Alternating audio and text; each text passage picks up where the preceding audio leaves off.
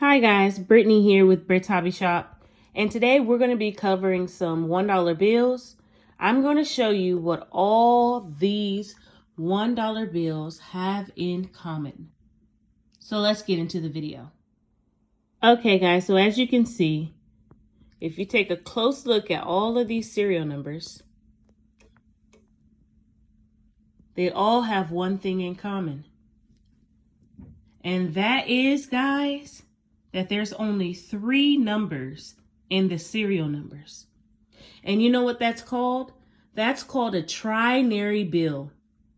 A trinary note has only 3 numbers, and they sell for between $2 to $5, guys, depending on, condition, of course.